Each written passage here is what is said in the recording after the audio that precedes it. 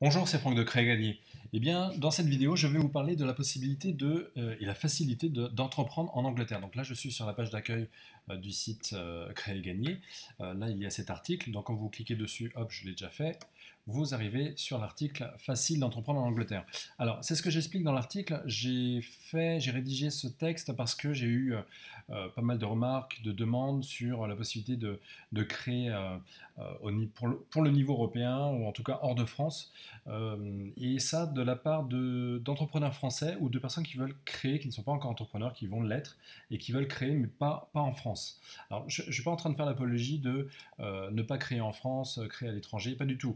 Cette démarche-là correspond à quelque chose de très particulier.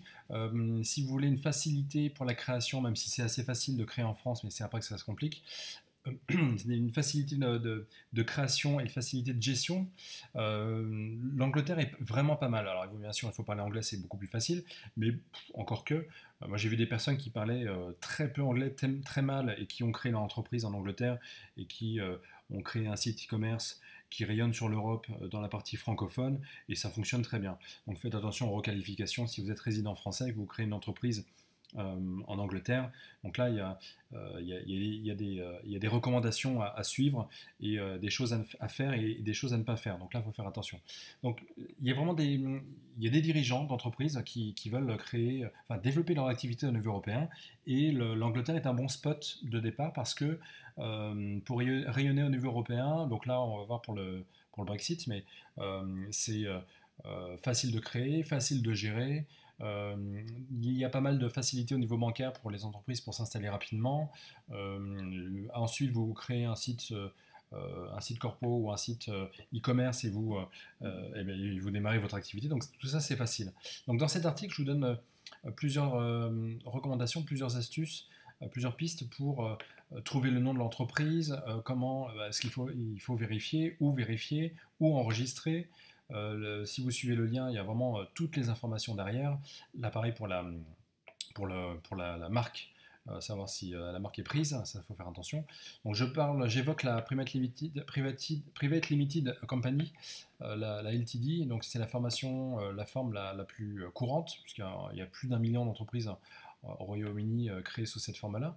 Et donc je vous donne quelques mots-clés en anglais, donc concernant les statuts, concernant l'équivalent du pacte d'associés, donc qui complète les statuts.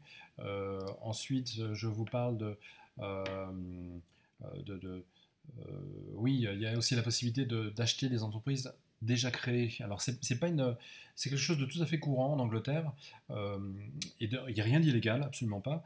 Il y a des agents d'incorporation, des avocats spécialisés qui créent des sociétés avec des noms existants, des statuts, et ils vous les vendent moins cher. Donc vous n'avez par contre pas la possibilité de choisir le nom, mais dans les statuts, ils remplacent votre nom, et voilà. Donc si vous voulez démarrer rapidement à moindre coût, c'est une bonne alternative. Moi, c'est pas ce que je conseille pour le long terme, sur quelque chose d'installé, si vous avez déjà une marque surtout. Donc, en une journée, vous pouvez très bien créer votre compagnie limited. C'est tout à fait possible et sans aucun problème. Alors oui, le taux d'IS était avant à 28%, il est passé à 20% là depuis mars 2016, et d'ici avant 2020, il doit passer à 17%. Donc ils ont vraiment la volonté de rejoindre l'Irlande, pour une raison très simple, c'est que l'Irlande, après la crise, s'est très bien redressée.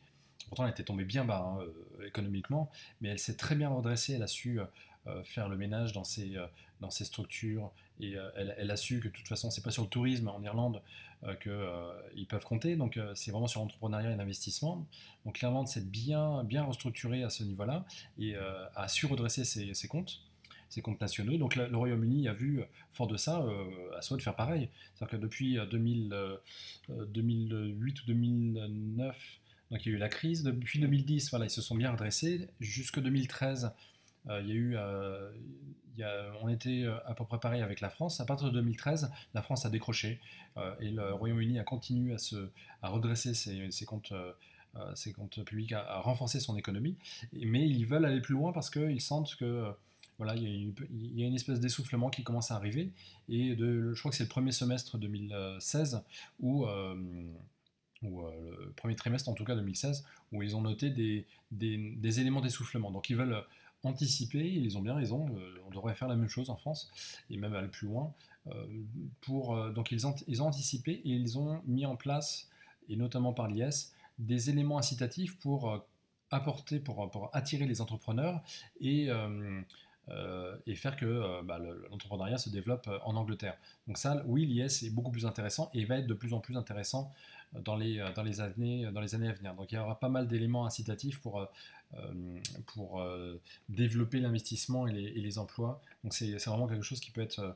vous pouvez en profiter, c'est vraiment très intéressant. Même si vous n'êtes pas résident anglais, vous êtes résident français, vous habitez en France, on ne vous demande pas de déménager, vous gérez de France votre activité parce que vous avez la liberté d'entreprendre, vous pouvez créer en Angleterre. Par contre, oui, si vous versez une rémunération, il faut la déclarer d'une façon tout à fait normale dans votre déclaration d'impôt sur le revenu.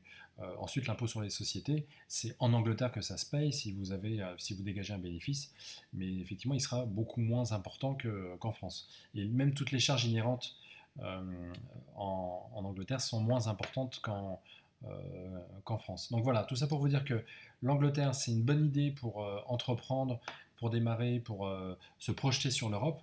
Après, toute la partie logistique, vous pouvez très bien avoir, par exemple, un site e-commerce. Vous avez une société en Angleterre, un site e-commerce que vous gérez depuis la France, mais vous vendez partout en Europe avec des stocks en Belgique, des stocks en Espagne. Bon, il y a des logisticiens, faites jouer la concurrence, c'est en fonction de vos spécificités, la dimension du poids, la particularité de vos produits.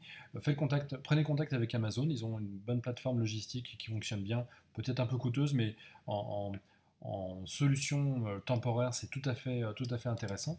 Donc voilà, il y a plein de solutions et l'écosystème anglais est tout à fait adapté par rapport à ça. Donc je vous mets le lien de l'article en bas de la vidéo. Il y a d'autres liens. Si vous avez aimé cette vidéo, si vous aimez l'article, n'hésitez pas à partager à d'autres personnes qui seraient intéressées. Si vous avez besoin d'informations sur